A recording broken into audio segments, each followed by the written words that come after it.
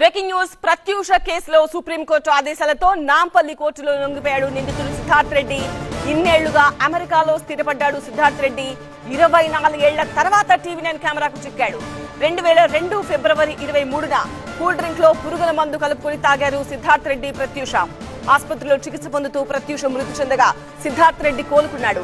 అయితే ప్రత్యూషది ఆత్మహత్య కాదు, హత్య అంటూ ఆమె తల్లి న్యాయ పోరాటం చేస్తున్నారు.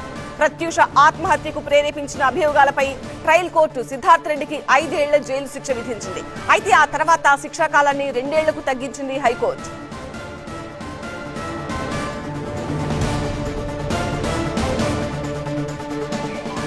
హైకోర్టు తీర్పును సవాల్ చేస్తూ సుప్రీంను ఆశ్రయించాడు సిద్ధార్థ్.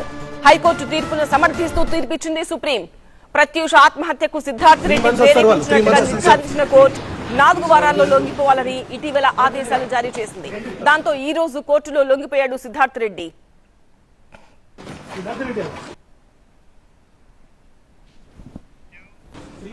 ఇటీవల సుప్రీంకోర్టు తీర్పు తర్వాత టీవీ9 తో మాట్లాడారు ప్రత్యూష తల్లి సరోజిని. ఆ రోజు ఆసుపత్రిలోనే చాలా అన్యాయం జరిగిందన్నారు.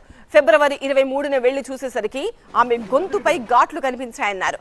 ఆమె దుస్తులను కూడా ఆసుపత్రి వారు కాల్ చేయడం షాకింగ్ గా అనిపించిందన్నారు సరోజిని.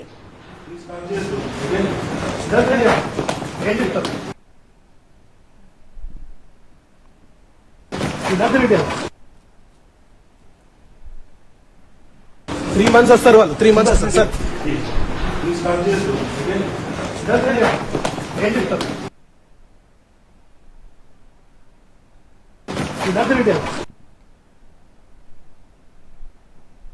త్రీ మంత్స్ వస్తారు వాళ్ళు 3 months వస్తారు సార్.